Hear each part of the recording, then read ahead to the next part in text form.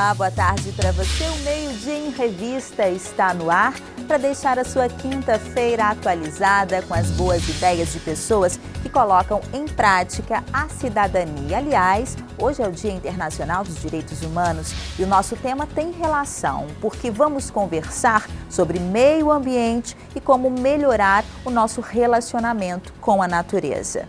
Agora vamos imaginar uma casa que tem o piso de resíduos de vidro, paredes com tijolos de garrafas PET e um telhado feito com embalagens de caixas de leite. Pois é, essa casa existe e foi desenvolvida por alunos de arquitetura e engenharia a um custo bem mais em conta e de um valor ecológico inestimável. A reportagem é de Yuri Carvalho e Gato Júnior.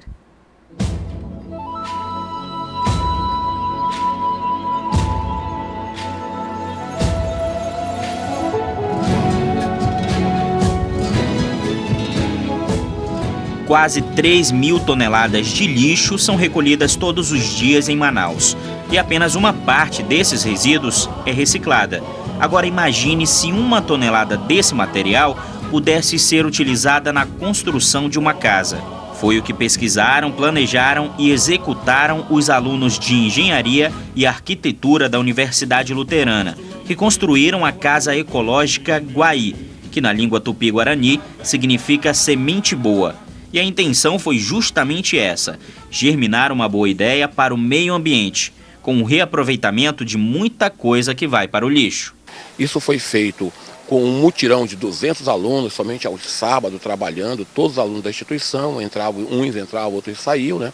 E no final do ano passado para o início desse ano, a gente conseguiu finalizar a primeira fase da obra, que é a parte civil, propriamente dita, deixando para a segunda fase a parte de aproveitamento da energia solar e radiação para essa fase seguinte agora.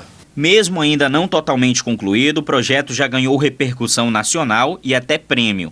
A casa está avaliada em R$15 mil, 10 a menos que o valor médio de um imóvel financiado pela Caixa Econômica Federal.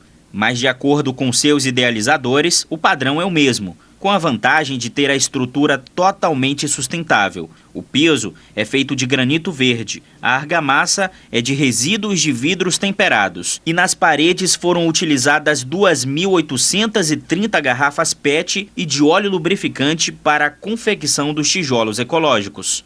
Está na hora de pôr a mão na massa e a gente vai mostrar agora para vocês o processo de produção do tijolo ecológico. E é bem simples, aqui nós temos a forma, a garrafa plástica, a gente vai pegar o cimento, fazer uma camada aqui dentro da forma. Depois é só pegar a garrafa e acomodar ela bem aqui ao meio.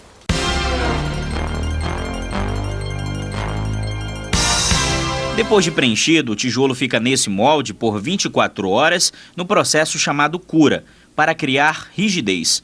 O ar permanece dentro da garrafa e serve de isolante térmico para manter a temperatura ambiente. Então ele tem esse conceito de isolante térmico e isolante acústico. Nós temos na mesma edificação uma parede de argila e uma parede de tijolo PET. E a temperatura varia aí de 4 a 5 graus ao meio-dia, às 13 horas da tarde. E até com uma parte da parede pintada de preto, o ambiente se mantém agradável. Isso porque os alunos estudaram a posição do sol todos os dias para chegar ao material certo, que permitisse essa temperatura. As colunas acima do telhado também foram construídas para proteger o imóvel das ações da natureza. O processo de pesquisa para a confecção deste telhado começou em 2004. Em 2013, começou também a produção. Já agora, no ano de 2015, ele foi totalmente finalizado. E é bem resistente, tanto a sol quanto a chuva.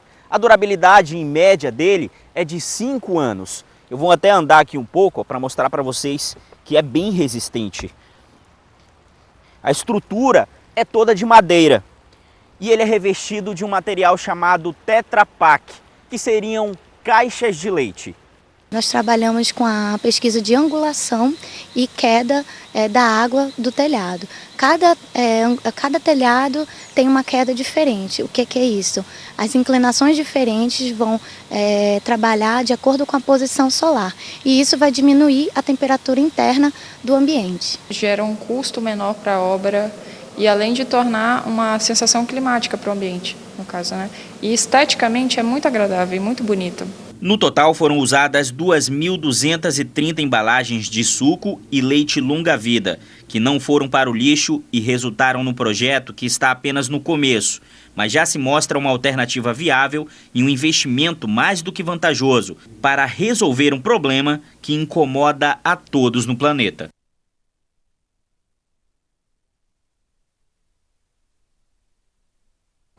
E no próximo bloco, a gente continua a falar sobre ecologia de um jeito bem especial.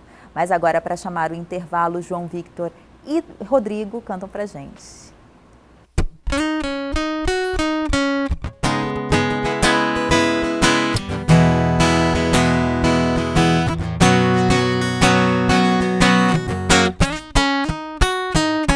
No primeiro instante, eu vi que era amor.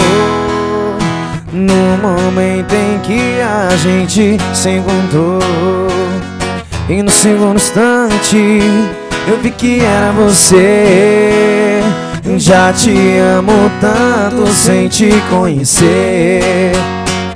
É que nos sonhos você era linda, pessoalmente é mais linda ainda. Nosso amor veio de outras vidas, eu vou te amar nas outras vidas que virão.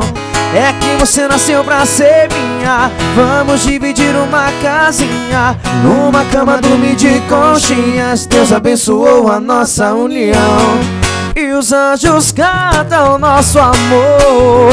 Oh, oh, oh, oh, oh, oh. E os anjos cantam nosso amor. Oh, oh, oh, oh. E os anjos cantam.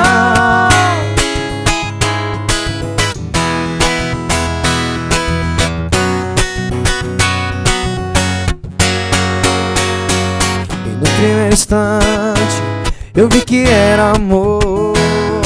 No momento em que a gente se encontrou, e no segundo instante eu vi que era você. Já te amo tanto sem te...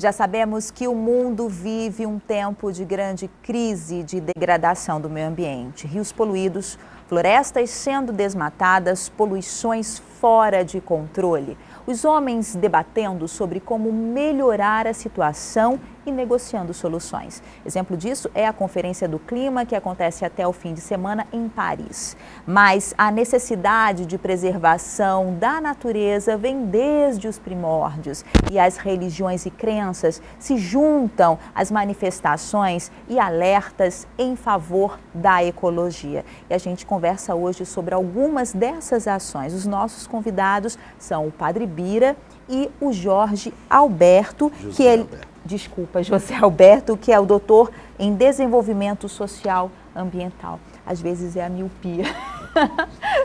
Desculpa. Senhores, eu quero perguntar antes de tudo. O nosso tema de hoje é meio ambiente. O que a religião tem a ver com isso? Nós temos o Padre Bira e nós temos aqui o José Alberto, que ele é um dos fundadores da FAC. Para quem não conhece, é a Fundação Allan Kardec. Ele é aí ativista do movimento espírita no nosso estado. Então, eu pergunto para vocês, eu começo com você então, José Alberto. Primeiramente, obrigado pelo convite. Estamos felizes em participar do evento na companhia do Padre Bira. Cumprimentamos seus telespectadores e queremos dizer que a Casa Planetária é uma obra de Deus. Nós somos aqui usufrutuários desse planeta belo que é a terra. Cuidar da terra é, portanto, um dos maiores testemunhos de reverência a Deus.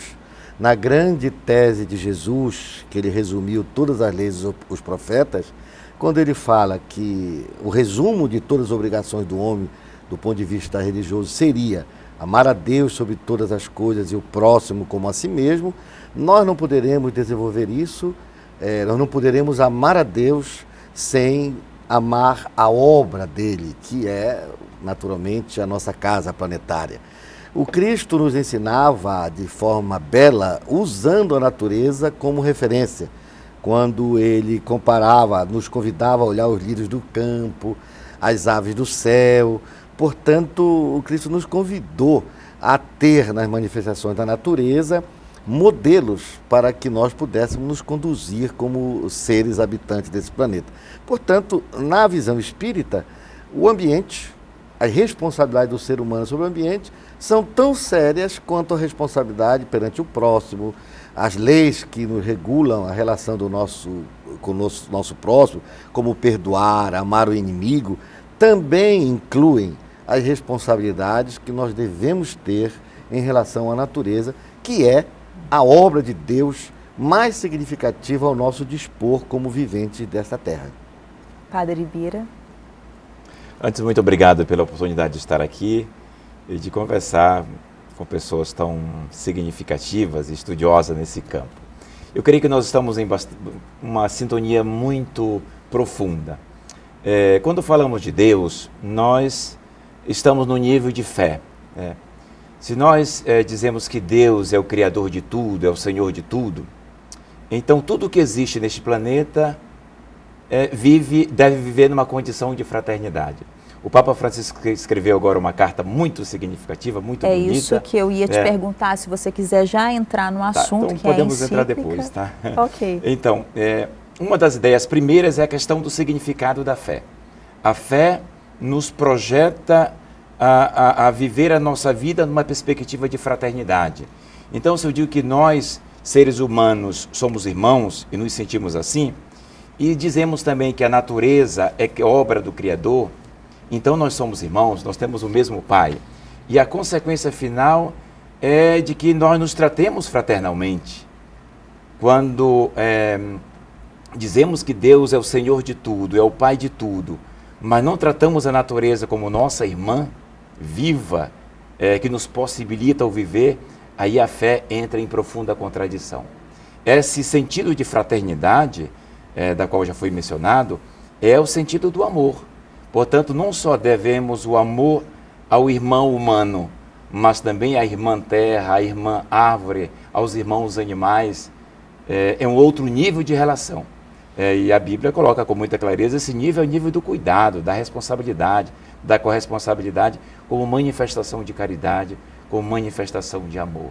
E aí, quando o senhor diz irmão terra, a gente lembra muito também de São Francisco de Assis, não é? Que é o símbolo de amor, de harmonia também. Exato. Ele já pregava isso, não é, inclusive, padre? na carta, o Papa, quando fala de São Francisco, ele coloca como modelo, como alguém que chegou a uma profunda consciência da sua criaturalidade e da percepção da criaturalidade do outro. Então, nós somos irmãos.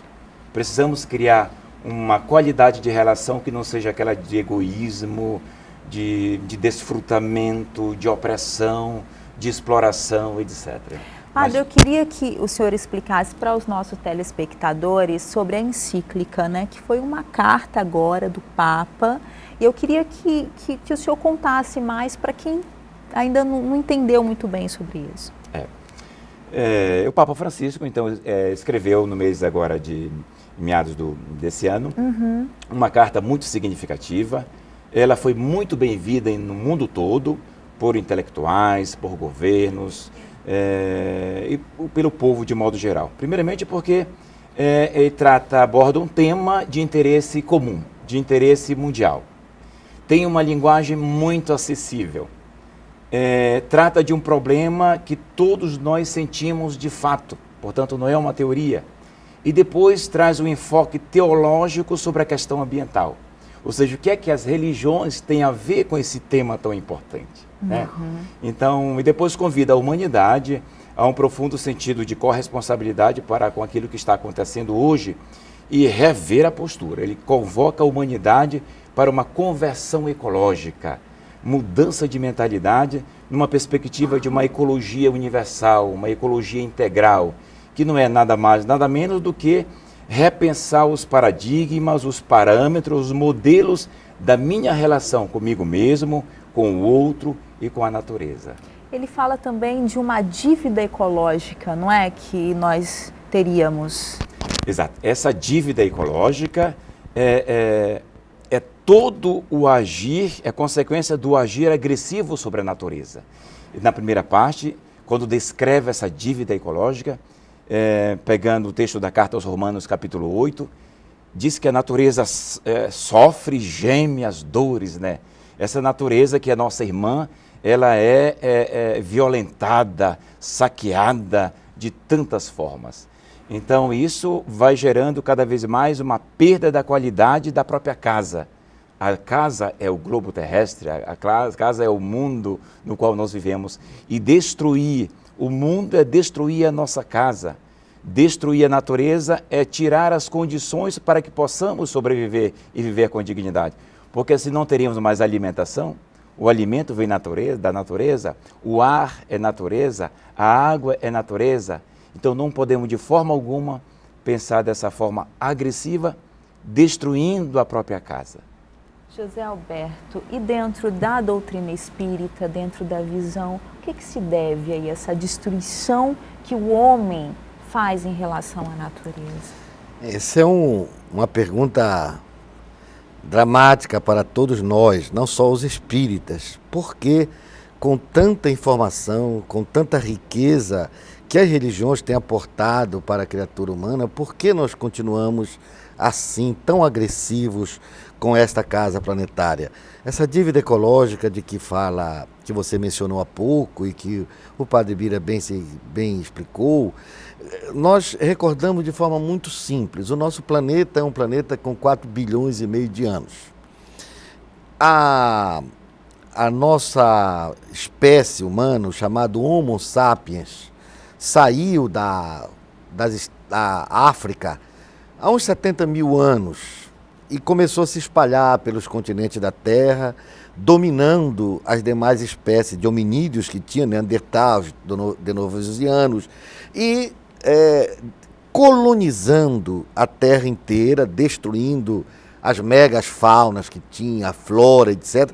E em apenas 70 mil anos, que não representa nem 0,0001% do tempo de vida que o planeta tem, ele está colocando em risco a própria existência do planeta, né? Com os problemas relacionados com os aquecimentos globais, com a entropia que nós geramos no planeta. Nós geramos em torno de 300... Minha pesquisa de doutoramento foi feita exatamente sobre a produção material, os dejetos materiais que a sociedade gera e que a natureza não tem condição de colocar nos seus ciclos biogeoquímicos comuns. É o ferro, é o alumínio, são dejetos que ficam no que eles chamam de entulhos termodinâmicos, né? E isso está em torno de quase 300 bilhões de toneladas que a gente faz anualmente. Além de uma volúpia destruidora que nós temos em relação aos habitats naturais, aos recursos naturais.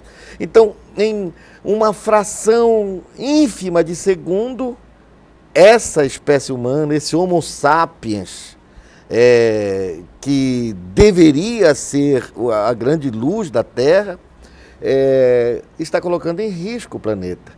Acredito, para lhe deixar um resumo na sua pergunta inicial, que é, na verdade, um desconhecimento de Deus, a ausência de Deus, a ausência de fé verdadeira na transcendência da vida. Nós temos nossas religiões, e certamente o Padre Bira também pode falar sobre isso, em que transformamos nossas religiões em hábitos, em ritos, que vamos à missa no dia de domingo, vamos à nossa reunião lá da nossa instituição, cantamos e tal, mas o comportamento individual fica muito difícil. Por exemplo, como espíritas, se nós temos a reencarnação como uma lei natural, É claro que o que eu estou fazendo com o planeta hoje vai repercutir para mim amanhã, porque se eu reencarnar, eu vou reencarnar nesse mundo. E se esse mundo se esse planeta estiver conturbado, configurado, eu estou causando problema para mim próprio como ser. Mas tem muitas outras teses. O que eu poderia então lhe resumir é que nós precisamos tirar da teoria, tirar dos nossos discursos e transformar em atitudes do cotidiano na nossa relação com a natureza. Ou seja, viver de maneira integral essa relação como Jesus vivia. Se você se der conta, Jesus fazia seus discursos à beira da praia, subia ao monte, ele tinha... poucas vezes nós o encontraremos dentro das sinagogas ou dentro dos templos. Ele tomou a natureza como seu grande palco, seja ele erigindo o Monte Tabor para a sua relação com a espiritualidade superior, ou seja, até mesmo no momento da sua crucificação, quando ele teve como palco o Gólgota, o Monte das Oliveiras. Portanto, a própria natureza foi o grande palco do Cristo para ele lecionar as suas inesquecíveis lições. Eu acho que o senhor já entrou aí no que eu perguntaria agora para a gente finalizar. Infelizmente, nosso tempo é tão curto para um assunto tão envolvente, tão importante. Para dois falantes. Dois falantes. Eu já deixo aqui meu convite, por favor, que voltem. Mas, assim, na minha humilde opinião, acho que a gente acaba sempre caindo na gentileza, no respeito e no amor ao próximo, seja o próximo quem for, o mais próximo ou o mais próximo, mais distante, não é, padre? Então, eu queria que vocês deixassem, então, essa mensagem. Hoje, a gente vive essa situação. O que o telespectador pode fazer, o que está ao meu alcance, fazer o meu pouquinho, né, como dizia a Madre Teresa, aquele grãozinho que já faz a diferença, padre? A fé significa para nós um compromisso de qualificação das nossas relações com os outros, conosco mesmo, com a natureza. Então a mensagem que eu dou para o nosso telespectador e para cada um de nós é justamente aquilo que mais nos compromete.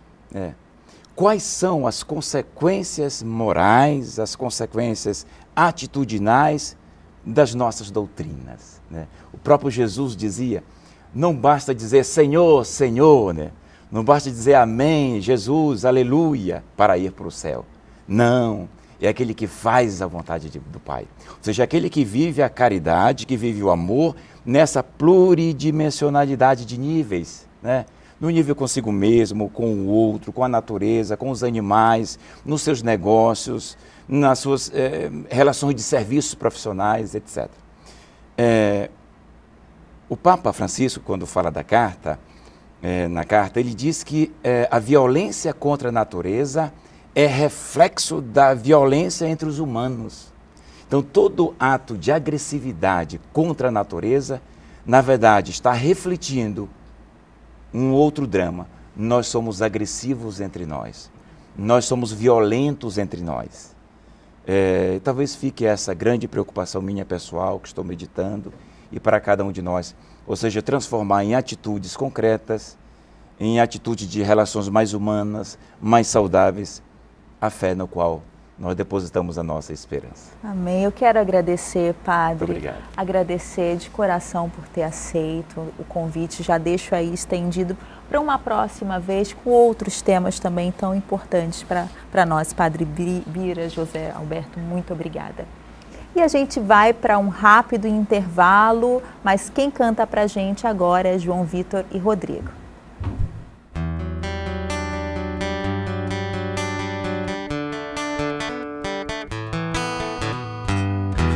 Que coração é esse que faz o que quer? Sigo até onde eu puder. Há quem diga que na vida tudo passa, então dou tempo pro coração e esquecer essa paixão que pra mim tanto faz. Mas não sei se sou capaz de deixar uma vida inteira para trás. Sem você aqui o dia tá tão frio, mente viajando, coração vazio. O seu cheiro ainda tá pelo ar, que vontade louca de te encontrar. Sem você aqui o dia tá tão frio, mente viajando, coração vazio. O seu cheiro ainda tá pelo ar, que vontade louca.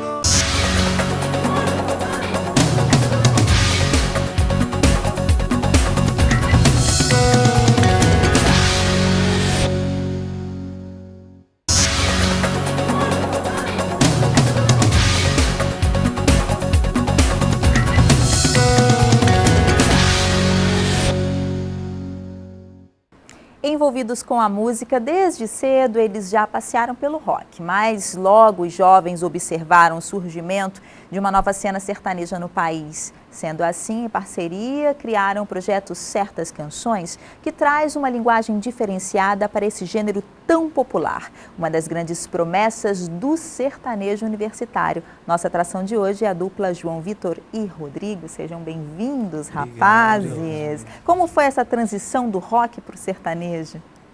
Cara, faz um tempinho, até quando eu cheguei aqui no estúdio eu lembrei, porque eu já tinha vindo aqui uma vez com a banda de rock, então até quando entrei eu comentei com o João. Mas aconteceu tem uns 4 anos, eu acho. Foi mais mesmo por motivo de questão de transição do gosto musical também. E o rock também naquela época não estava dando muito certo, né? A gente estava pagando para tocar. Pois é, o sertanejo deu uma estourada e o sertanejo universitário também está crescendo. Como que está o público também? Olha, graças a Deus o público hoje é um público muito envolvente, acompanha muito o nosso trabalho aqui na cidade. Então todos os nossos shows têm um público bem grande assistindo o nosso show. Eu quero mostrar aqui que eu tenho certas canções. Quem é que pega? Darlan? Naum? João? Queria que vocês contassem um pouquinho desse filho pra gente. É isso que eu até comentar, realmente um filho. A gente passou 2 anos para desenvolver todo o projeto, desde a pré-produção até a fase final, né, da prensagem do disco. A gente fez lá com o nosso produtor, Rosvaldo Cordeiro, da Digital Verde Studios. E ele veio aqui. Pois é, então assim, é um CD 100% autoral, com 11 faixas, 99% do Rodrigo, com participação minha. Então, como você falou, é um filho, é um projeto bem nosso mesmo, assim, com a nossa cara, do jeito que a gente queria. Então, esse é o trabalho Certas Canções. Isso é importante. Eu quero parabenizar, quero perguntar para vocês também sobre a agenda e contato. Sim. Bem, a nossa agenda essa semana começa na sexta-feira no Clube Sertanejo. Isso, amanhã. É sexta, né? Sexta-feira. Semana curtinha. Isso aí. Então, a partir das 21 horas, lá no Clube Sertanejo. Em seguida, tem um All Night, no aniversário de 10 anos da Companhia Atlética. E no domingo, tem a gravação do nosso CD ao vivo, lá no Pé na Estrada, a partir das 17 horas, para quem quiser conferir. E também, logo após, tem o Forró de Nós, para quem quiser acompanhar João Vitor Rodrigo também. Gostei de ver a agenda cheia, desejo cada vez mais sucesso, parabéns. Obrigado. Voltem sempre na próxima temporada também. Com certeza. Voltem, por favor, para divulgar, são sempre bem-vindos. Parabéns pelo trabalho. Eu me despeço do meu público, a gente volta amanhã e, é claro, a dupla encerra o programa. Obrigada. Obrigado. Vamos lá. Música própria, Balada TVT. Vamos lá.